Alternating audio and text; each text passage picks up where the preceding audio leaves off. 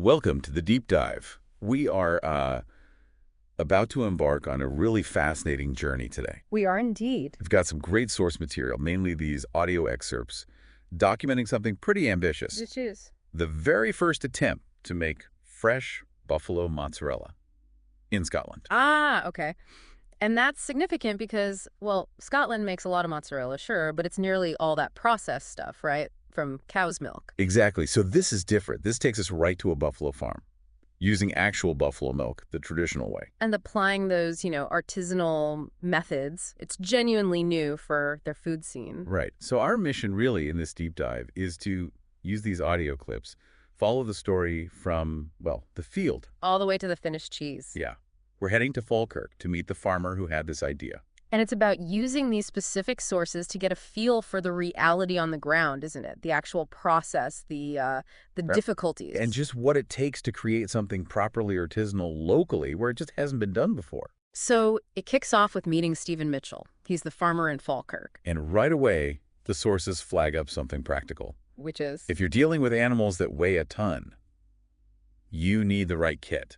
Makes sense. There's this mention of swapping out a normal car for, and I quote, something more suited for herding beasts that weigh a ton. Ah, a necessary upgrade, you'd think. Very practical. And Stephen, he knows buffalo, been farming them for meat for about 3 years. So he's experienced with the animals themselves, but the audio's clear on this. What's that? This is his first go at making cheese. Ah, right. So he's brought in some help. Exactly. Specialized expertise for the cheese-making bit. That adds a whole layer to it. But okay, before cheese, you need milk. Step 1, round up the herd. And the sources detail this. Sounds like hard work. Yeah, apparently buffalo aren't like, your average dairy cows. They don't just cooperate. How so? Well, there's this specific mention of getting them out the water suggests they like a good wallow. You can picture that. So once they're gathered, it's about picking the right ones. The females, yeah. Specifically the ones with the biggest udders for milking. Makes sense. And there's this bit in the audio. Really gives you a sense of these animals. Go on. Stephen's bull, Molly, described as monstrous. Wow. And there's this story, sounds half joking, but maybe not entirely, about Molly having flipped me off before. Flipped him off, like with his hoof. Maybe more like tossed him. The audio isn't explicit, but you get the idea. Power. Definitely. And there's a quick joke about him being in season. Yeah, a fleeting moment just adds to that, awareness you need around them, respect for the animal. Dealing with animals that size must be intense. And the sources really focus on singling out just one specific female, number 660. Yeah, getting her separator wasn't easy. The audio talks about needing to get in front of her. Which involved some quick moves, like a sidestep. You have to anticipate where they'll go. And then some trouble with a gate. Yeah, a cancel gate moment, apparently. Just getting this one animal moved is compared to training for the marathon. Really paints a picture of the physical effort involved. Absolutely. It shows that the raw ingredient, the milk itself, comes after a lot of hard graft, understanding the animals, long before you even think about cheese. Okay, so after all that effort to isolate number 660. Oh. Then comes the hand milking attempt. And this part of the audio sounds eventful. Eventful how? Well, there were some pretty direct warnings from the expert helping out, like, watch out for kicking when you're bent down, and also, maybe more bluntly, watch out for the S. Oh, right. Practical advice. Very. And you can apparently hear the nerves in the audio. Someone says, "You're nervous, Gordon. You're nervous." Palpable tension. And despite the warnings, things got messy. How messy? The source mentions an unfortunate combination of S and piss. Oh, dear. Not ideal for milking. Not ideal at all. And the initial feedback on the milking technique wasn't exactly glowing either. Yeah. Comments about stimulating the wrong organs and only using one finger. Okay, so a steep learning curve. Very steep. But eventually they did get milk. Success. Well, sort of. It came out in pints all over me, according to the source. Oh, wow. Not quite into the bucket then. Not exactly. Sounds like they needed a cloth. Quick smart. And listening to that one struggle, it really hits you.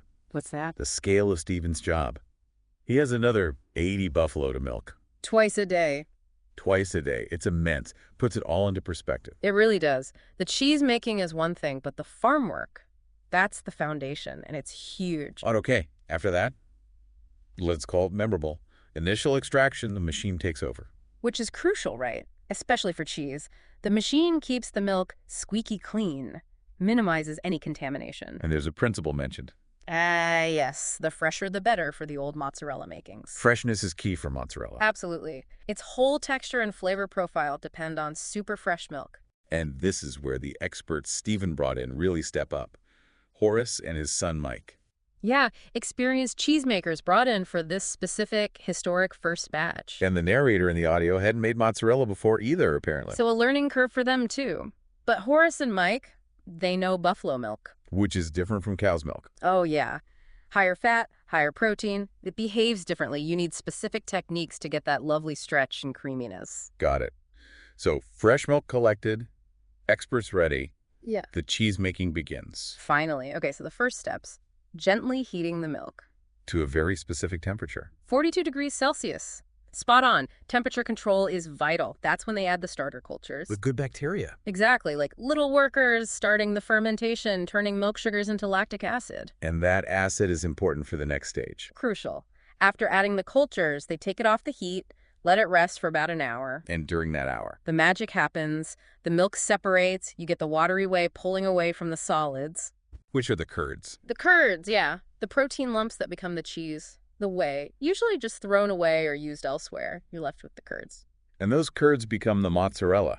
How? Right. This is the transformation bit. It involves melting the curd with boiling water. Boiling water. Simple as that. Pretty much. The source makes a point of saying nothing processed. It's traditional. Just heat and technique. And the technique sounds quite physical. Oh, totally hands-on. You're mixing, melting, pushing, kneading the curd, making it come together. There's an analogy used. Yeah, a great one. It becomes like a giant piece of chewing gum.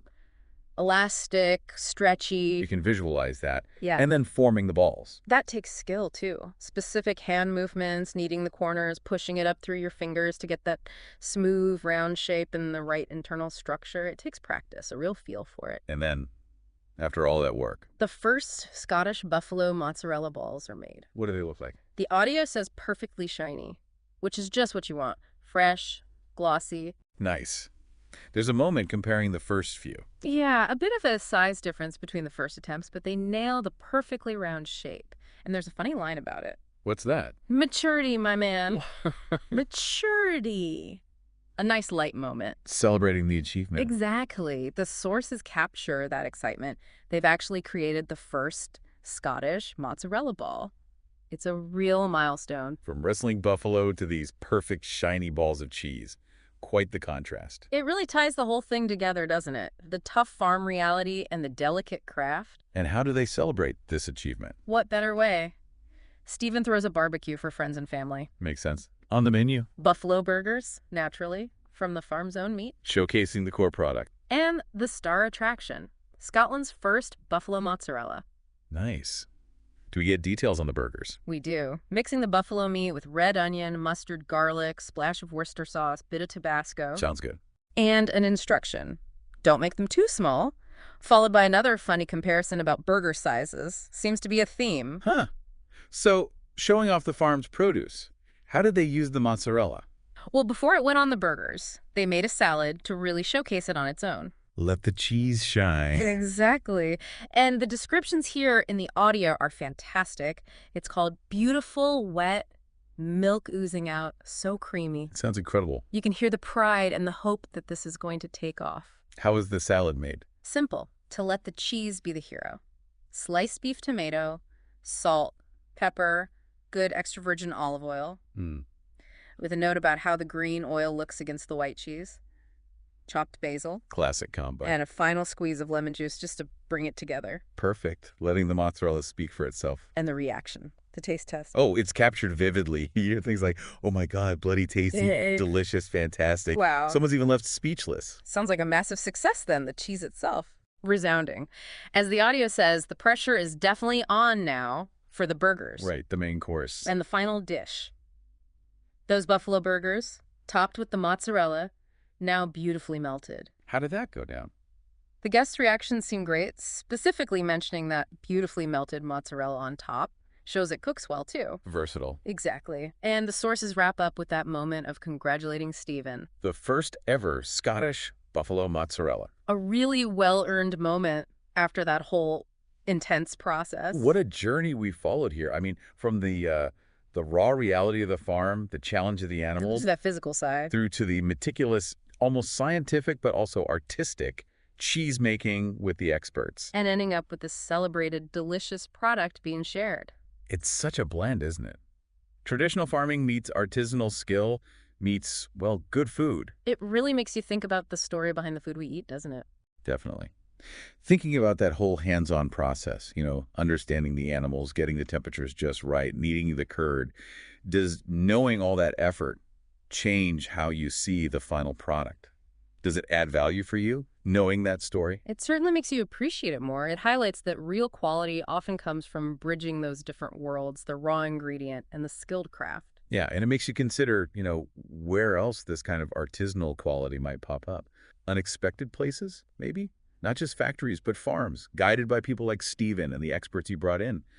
People who see potential in challenging local resources. People willing to bridge that gap between something quite raw and something really refined and delicious. Makes you wonder what other local food innovations are just waiting to happen, perhaps building on unique local strengths or even old traditions. Something to think about.